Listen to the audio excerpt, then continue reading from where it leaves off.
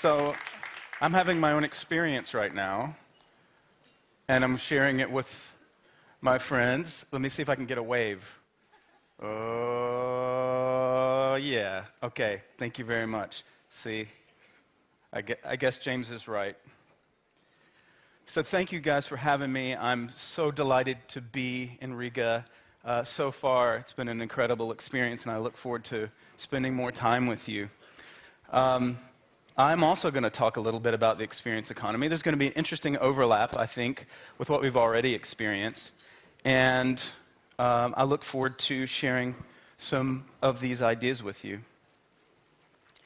But first of all, I want to scare you, because fear sells, right?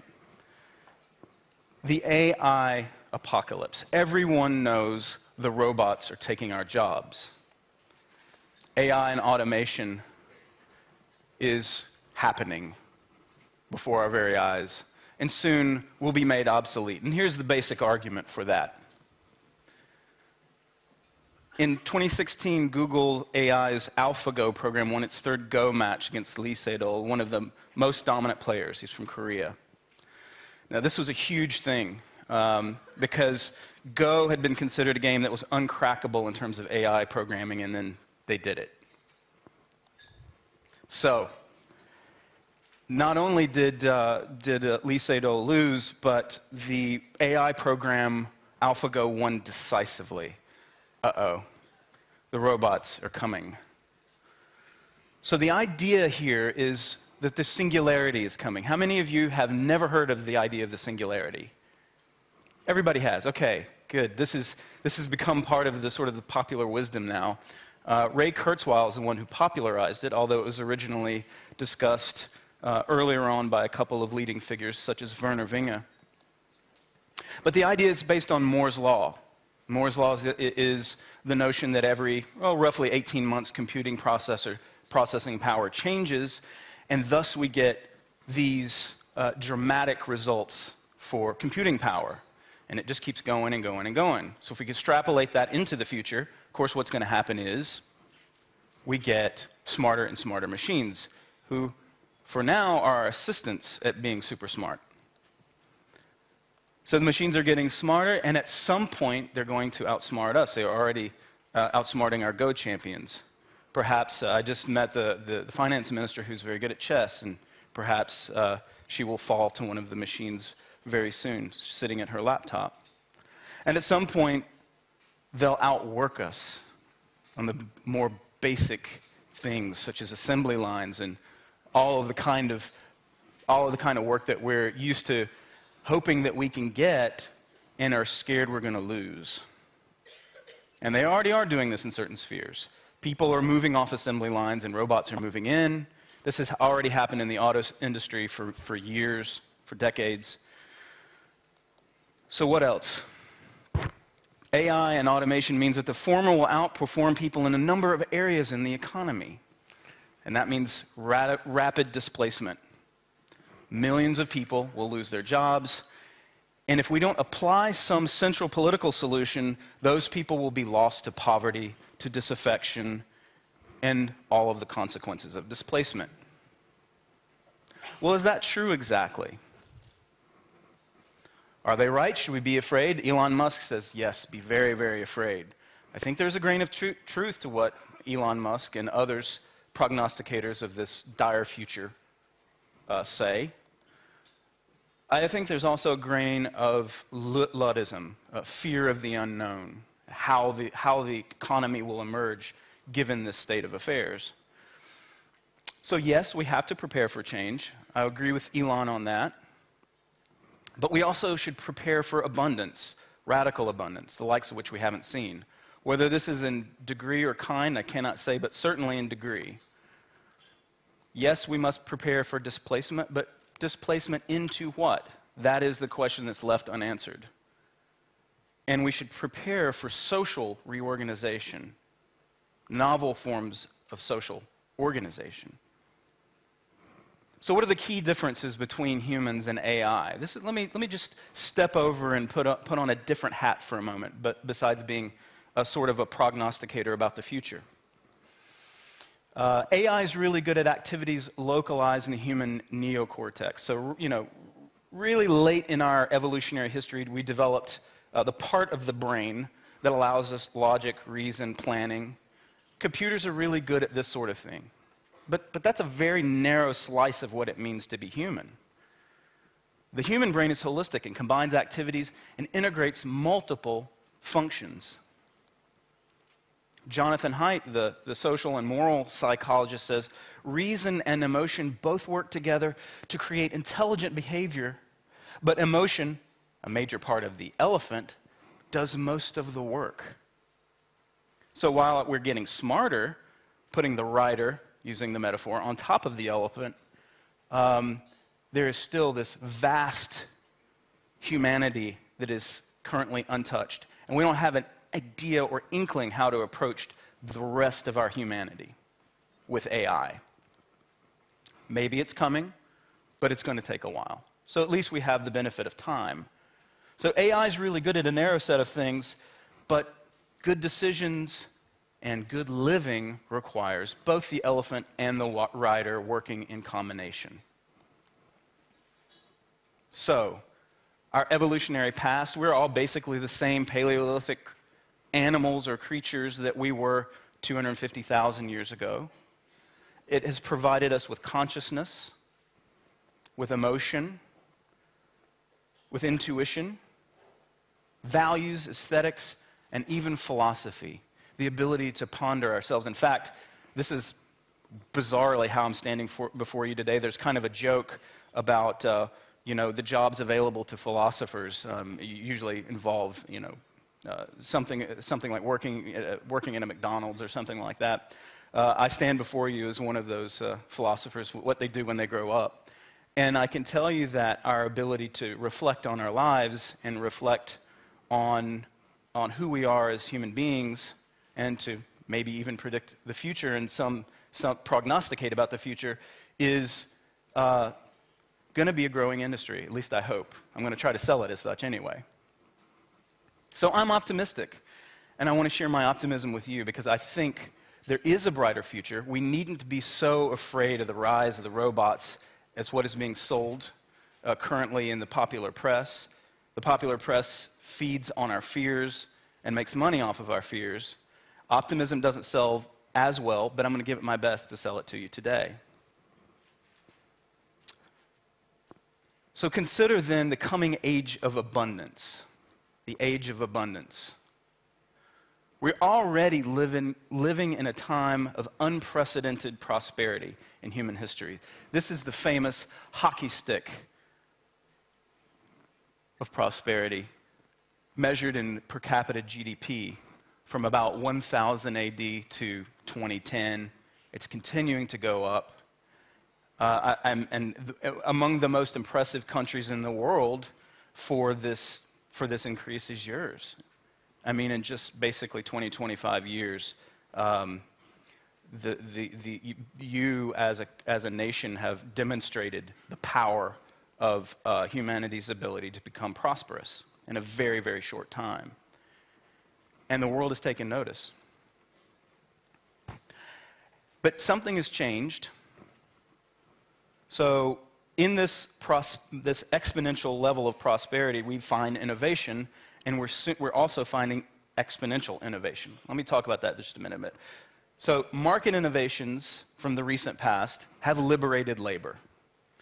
Here we have Hans here, you've probably seen his TED Talks before, talking about his magic washing machine that liberated his grandmother from the toil of hand washing clothes.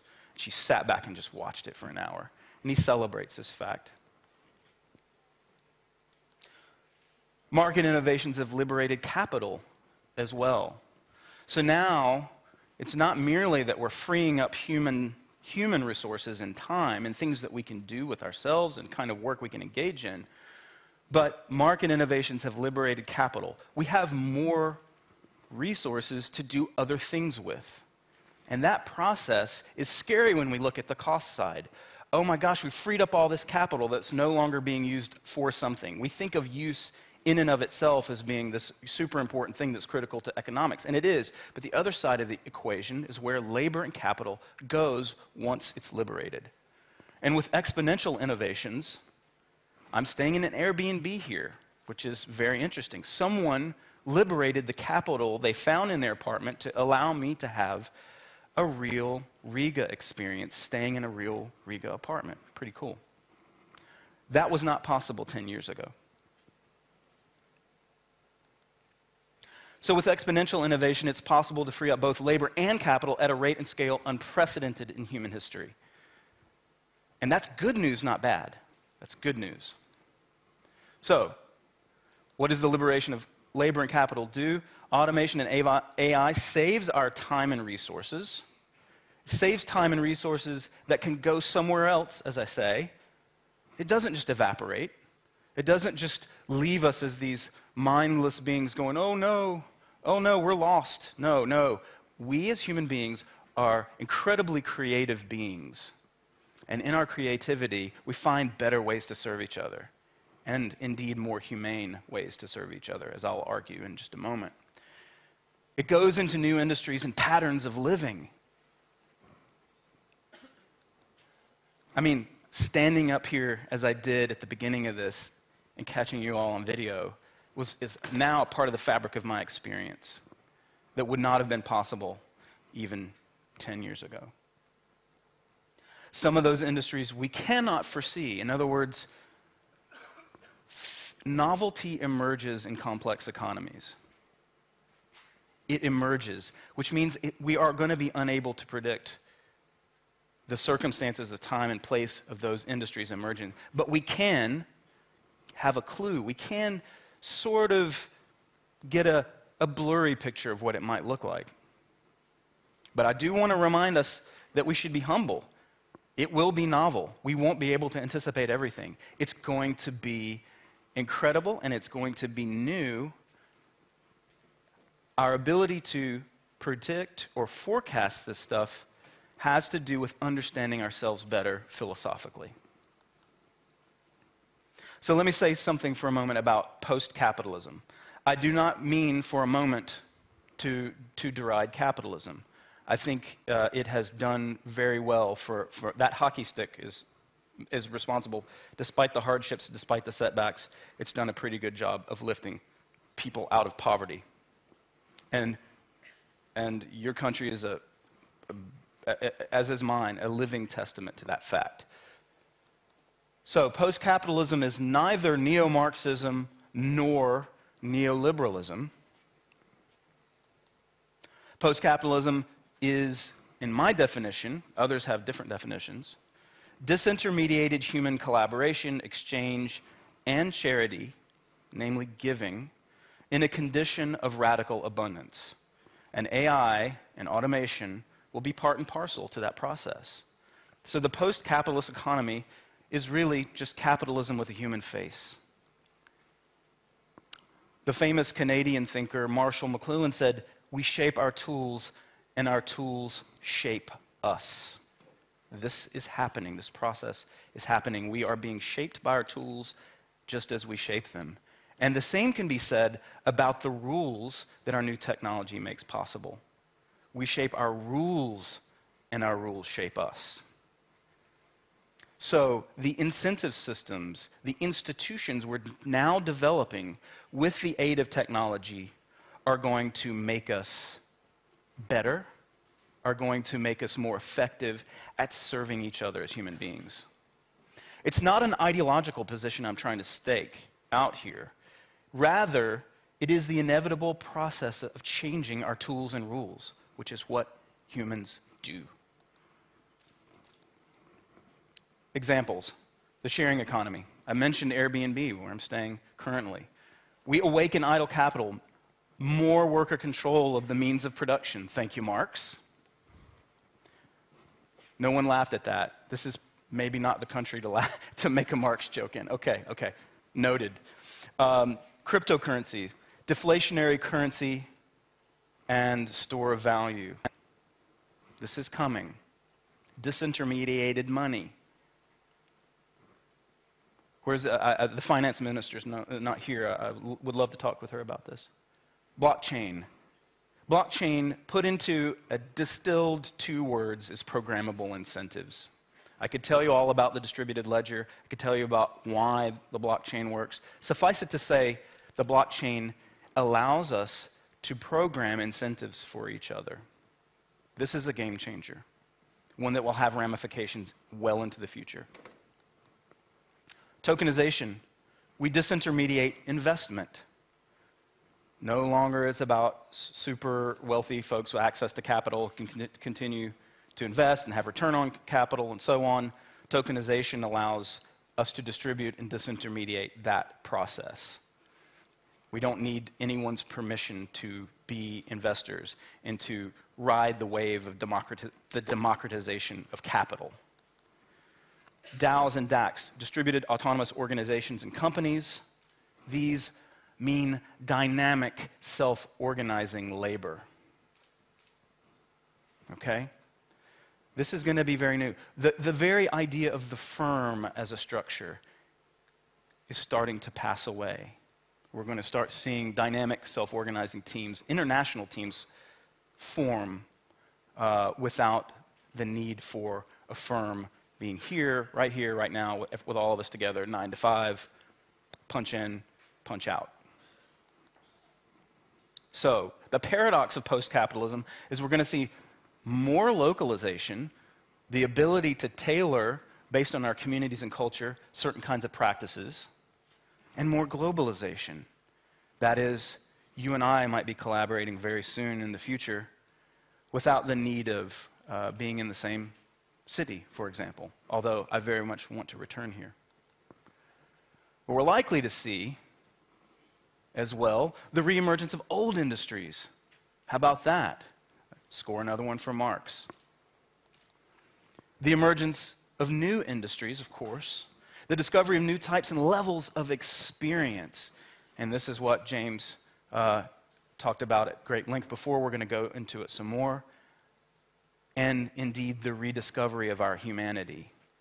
Capitalism, for all the good it's done, had removed us, in some sense, from ourselves and our communities, particularly the factory model of production. And that's not wrong. It's going to persist into the future to some degree. But as the robots take those jobs and we get out of those environments, we're going to be able to rediscover our humanity. And this is a huge plus side that is difficult to quantify, difficult to put in numbers. So let me talk for a moment about the social singularity. This is the title of a book I'm working on right now, so you get to be guinea pigs for some of the messages in the book. The social singularity is, in my mind, a complexity transition or a phase shift brought on by the massive adoption of networking technologies. I'm here today because of those technologies. So that's interesting. It's making the world far more complex. And the way we handle that complexity, the way we handle that information, the way we adapt to its flux and flow, is going to mean a very, very different arrangement of human beings approaching the social singularity. The social singularity is the point beyond which networks render certain mediating structures obsolete. What do I mean by a mediating structure? Okay. Normally, I have to go to a bank staffed with a bunch of people in order to do certain kinds of things. Technology is going to allow us to remove those intermediaries and function in far more peer-to-peer fashion. So, for example, cryptocurrencies function without the need of a central bank. And that's horrifying to some central banks and also the banks that are supplicants on the central banks. But this process is likely to unfold into the future, and we'll notice a fundamental shift in the way we do finance. We'll see the ignition of collective intelligence that emerges from networked minds. Collective intelligence. We're going to be able to collaborate in our thinking a lot more quickly and a lot better by networking our minds. And maybe, just maybe, we will coalesce our minds into superminds. We'll see an emergence of of a collective intelligence that is the result of our combined intelligence. What that looked like, I can't say. Maybe it's just theoretical and doesn't actually pan out in reality, but it's an interesting thought experiment. In 1990, this old bearded fellow, Daniel Dennett, wrote of evolution, "It eats through just about every traditional concept and leaves in its wake a revolutionized worldview, with most of the old landmarks still recognizable but transformed in fundamental ways." He could have been talking about the blockchain. Because, you see, technology exists, and we exist in an evolutionary fitness landscape. We have things that we try out, the businesses we try, the things we do, either succeed at serving others' needs or they do not. And that's the way market economies work. So this is an evolutionary process that's unfolding before our very eyes. And some of the old ways are going to not be able to survive this process. The blockchain could very well be like a meteor striking with all these old dinosaur systems. We'll see. My South African friend here, Justin Hines, says, "The individual won't be either supreme or irrelevant. Instead, choices of individuals will be so strongly influenced by programmable incentives that the distinction between the individual's welfare, the person's welfare, and the greater good, that distinction will lose meaning. We will become our own social safety net."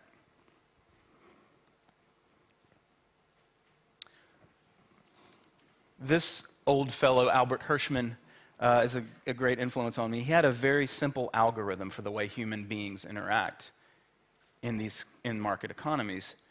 And he divided up this up into three possible choices. Let's suppose that you're dissatisfied with something, some system that you're in, okay?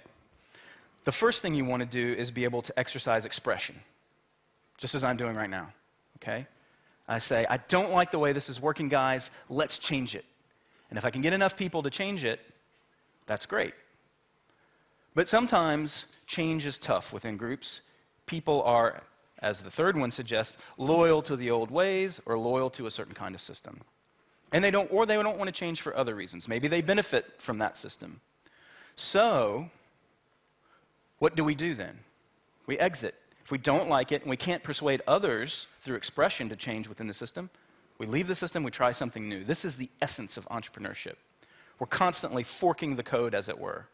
And with technology, we're seeing lots of examples of exit. I won't talk about Brexit. I have too many British friends, and it's still painful for them. I understand that. But I think technology is enabling this process of exit for systems that people don't like or uncomfortable with. And that could be something as simple as a club that you've joined, and you don't like this club, so you decide you're going to leave it and join another club. So this complexity transition means we're going through this intermediated hierarchical state of affairs to more of a hybrid system. I think right now we're in the hybrid stage of human social interaction with some hierarchy and some network, but we're going to be more and more networked as time goes on, and technology is going to enable that. Some people are scared of that, but that is also the process of the social singularity that's going to bind us together more closely as a people, and paradoxically, in a more cosmopolitan way, despite the kind of nationalism that's burning across the planet right now. So, the singularity versus the social singularity. This, I submit to you, is the do not be afraid moment. I hope, that we will bind together as a human people and develop our collective intelligence more quickly than the robots will take our jobs, okay? By the time AI figures out the elephant, we will have figured out how to be better bees, have a better swarm intelligence. By the time AI catches up, we'll have figured out how to integrate with it. Just leave that as a strange parting thought for this slide. Maybe we will synchronize with the robots a little bit more than we do now. Although, this guy seems to be attached to me already by an umbilical cord. Now, maybe I'm going to repeat some of the things that were said earlier, but I think this is probably healthy. I've divided the experience economy into 7 dimensions. You can probably think of more. I think this is useful, and this is the number I'll use tomorrow in the workshop if you join me.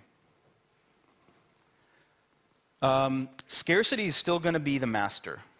Scarcity, in a condition of abundance, there will still be scarcity, in other words. That is what economies are based on. Period, paragraph. All economics is based on some form of scarcity. We're going to see radical abundance in the post-capitalist era. Everything's going to be better, faster, cheaper, more available. Not everything, lots of things, but there will still be scarcities, okay?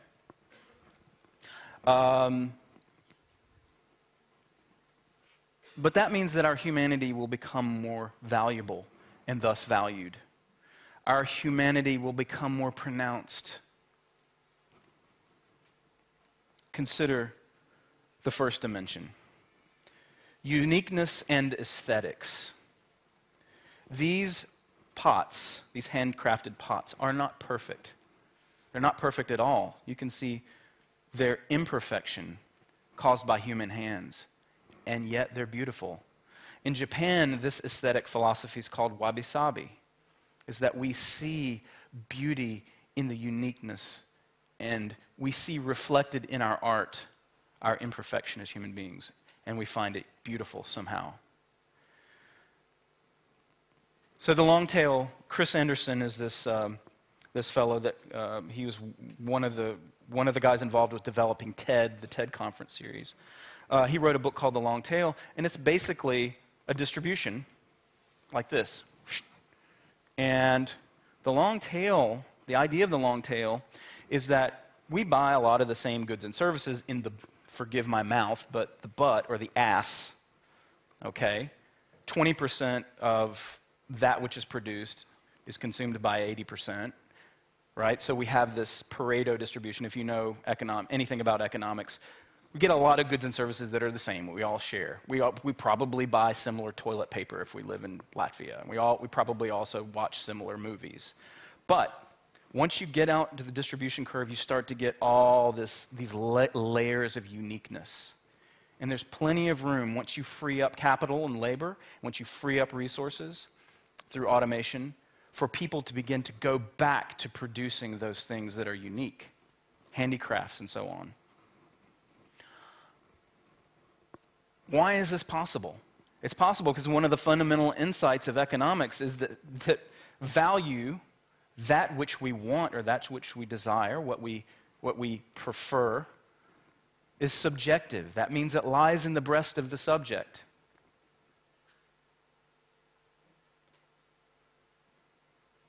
A lot of you don't like McDonald's, as someone pointed out earlier, but a lot of people do.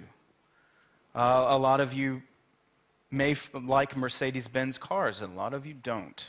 Maybe find them that they're too big, and what you prefer is something else. But this extends throughout the economy on all sorts of dimensions, and if you can find, through appealing to someone's subjectivity, those niches, they're unlimited, especially if we make things better, faster, and cheaper on the butt of the long tail. So we see wabi-sabi here depicted, and to give you another example of why this is important, even if we have robots that make these amazing pots that look just like that have all the wabi-sabi built in that you might like, we will want to know as human beings that it wasn't mass-produced. We will want to know it's produced by human hands. We can imagine some machine that turns a big pile of dirt into a Van Gogh painting that's exactly similar to the original. But we want to know that the Van Gogh painting is the one done by the man. That's the one that's going to fetch 30, 40, 50 million of whatever your preferred currency is, euros.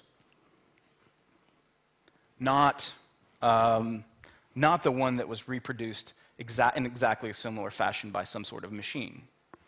That's because our subjective value, it's almost as if we're inhering in the real object a history. It has things associated with it that are important outside of the mass-produced result. So, yes, uniqueness and aesthetics will go hand in hand with AI. People will use AI and people will use technological means to produce wonderful, unique things. But things, just our standing here with each other today is a unique experience. So, this is my mom. She produces dolls. She is fetching now in the thousands of dollars US for her dolls. I'm very proud of her. And that's a great example of it. Attention and time.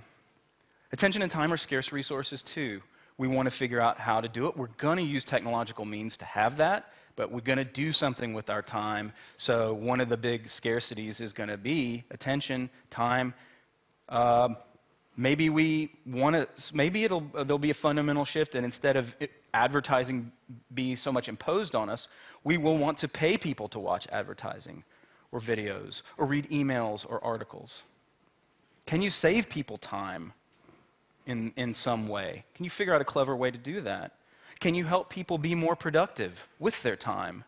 Or can you help people simply be more present, acknowledging their humanity, spending time with their family? This was alluded to before, and I think it bears repeating. Experience and adventure. This we talked about everything from amusement to travel. Lifespans are limited. We want to make memories.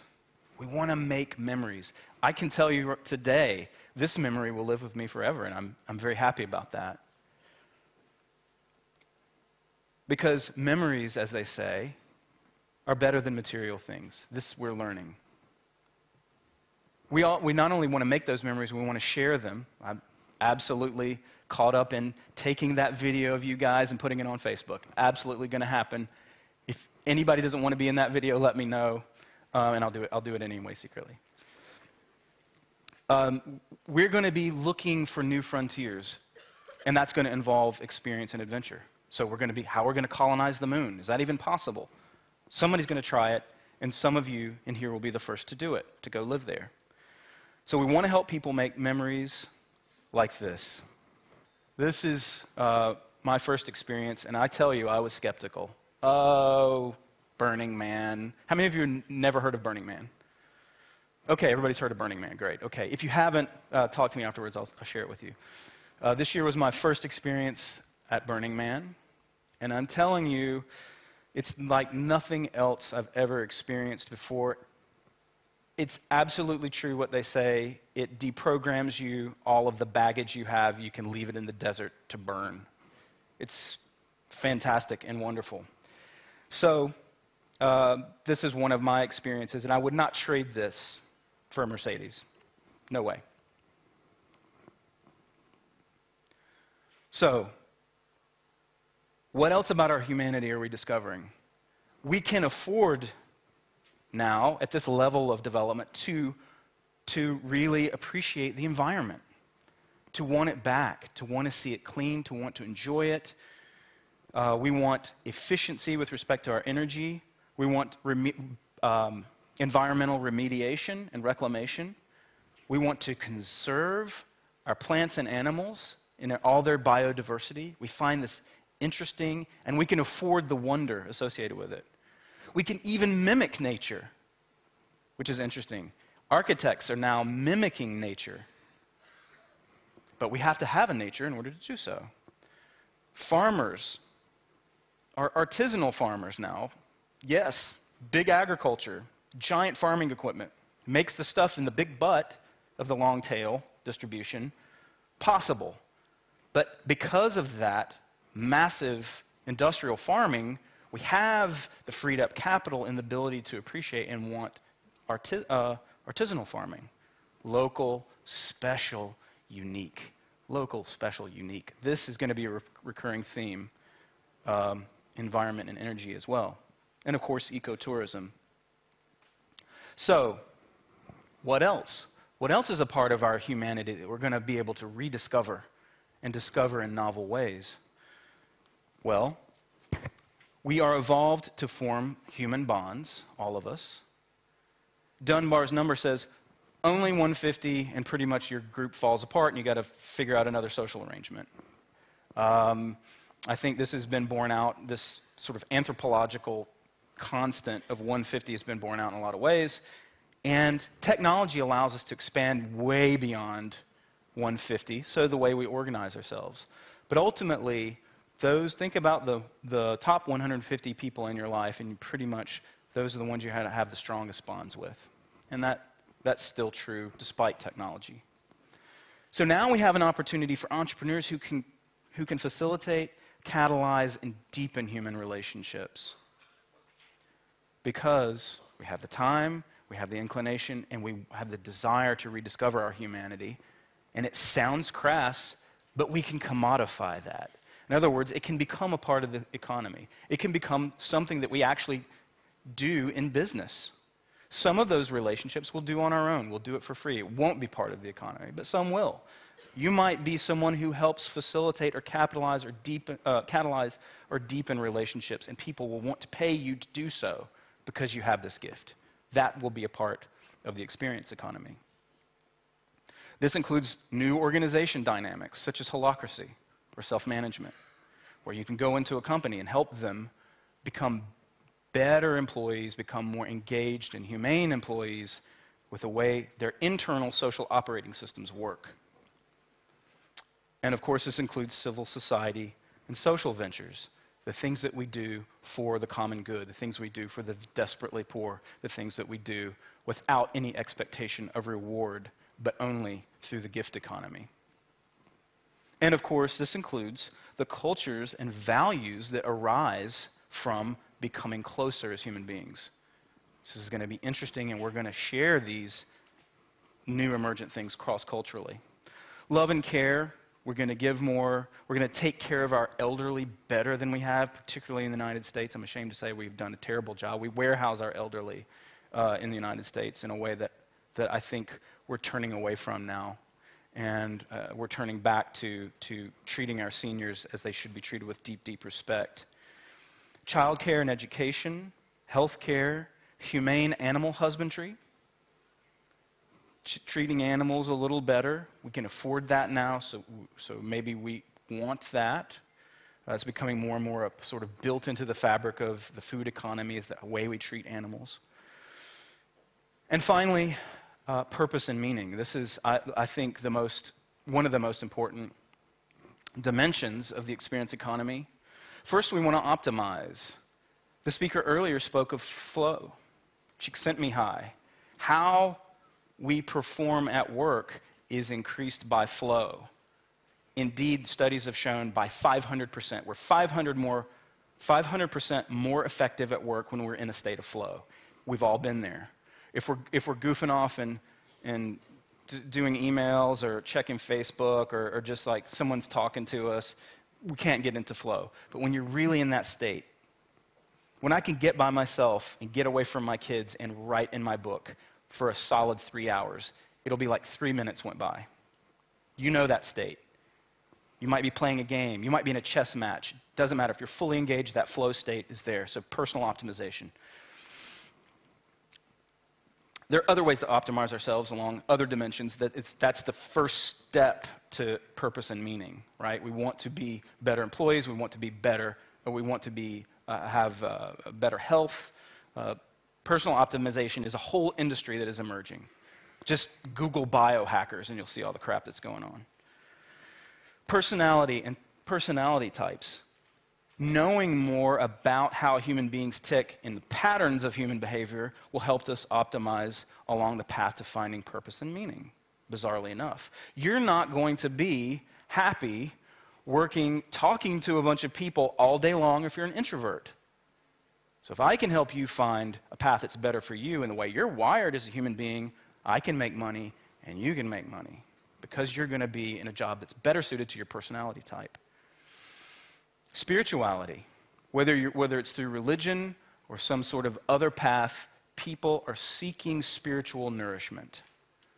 And if you can help provide that through writing books, through doing seminars, or simply by being a friend to someone, this is going to be present as in the economy. It sounds bad. It sounds kind of crass, I admit. But if you have a gift for coaching people and helping them on a spiritual path or on a professional path or both, you might be able to make your livelihood doing that. And that's okay. Achievement. Yes, the robots will be able to beat us at Go. Soon they might be able to beat us at everything. But being a human being that achieves something is not taken away by the fact that microprocessors can do it faster and better. We're still doing things in our own class, okay? We know that, for example, a cheetah can run faster than a human being. I think that's true. Yeah, definitely true. And no one worries about, oh, goodness, we don't want to watch the Olympics anymore because we know about the existence of cheetahs, right? So achievement is still going to be a thing along all manner of dimensions. And this is perhaps the most important, oidaimonia from Aristotle or from the Greek, which is a species of happiness that has to do with engaging in activities that are meaningful to oneself, okay? That is the state we're really looking for. That's the slow burn happiness of living a meaningful life. And that's what we're all after. So purpose and meaning used to come in great measure from the external structures of society, our religious affiliation, our work, our social hierarchies, and so on. But increasingly, we are being able to author our own meaning. And this is important. As we learn to author our own meaning, whole economies are going to be built up on how to help people do that. And I think that's a fantastic and beautiful contrast. It doesn't mean that the external stuff is going to go away. We're all positioned socially as human animals, and we derive meaning from that. I am a father. I am a mother. I am an employee at this firm. Those things confer meaning as well. But we are also authors of our own destiny. So, this is my venture. I think it embodies many of the kinds of things that I've been talking about. It's an annual event, much like this. And what I try to do, and to be competitive in the event space, because after all, it's all about creating experiences, is to weave in more dimensions. The aesthetic, the intellectual, the philosophical. We talk about the environment.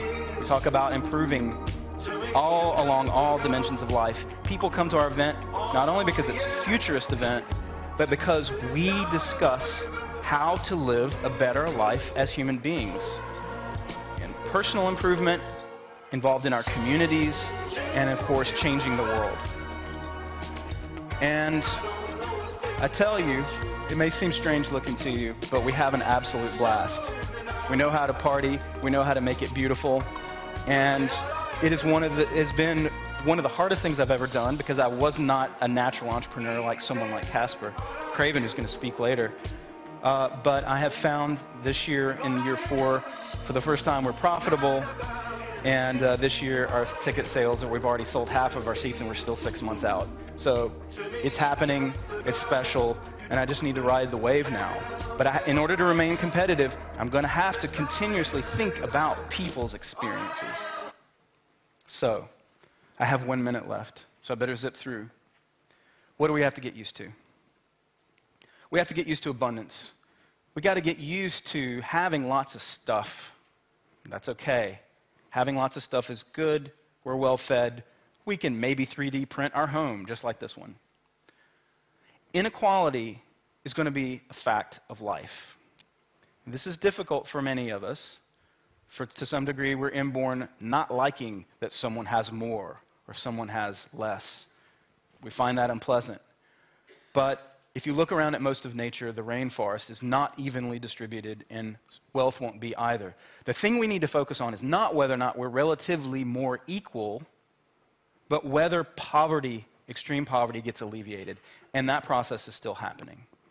Now, I don't mean this to be an ideological claim. I just mean that the world is arranged in such a way that there are few large, many small. This vascularization of the natural world, according to scaling laws, is no truer than in economies. We can try to remedy that a little bit with the social welfare state. That might be okay. But to try to make things perfectly equal is not going to happen. Novelty. We got to get used to the fact that new things are going to crop up all the time. Polycentricity. We got to get used to the fact that there's going to be so much more local control and localization of everything. It's going to be a shift from big central structures to small decentral structures. Riga, the ascent of Riga in the region, is an example of that relative to 25 years ago, and this process will continue. Maybe there will be parts of the city that are ascendant and self-controlling. Adaptability. We got to be able to function in the face of constant change. So the person in the experience economy is going to be attuned to change and be able to function in it and be excited by it.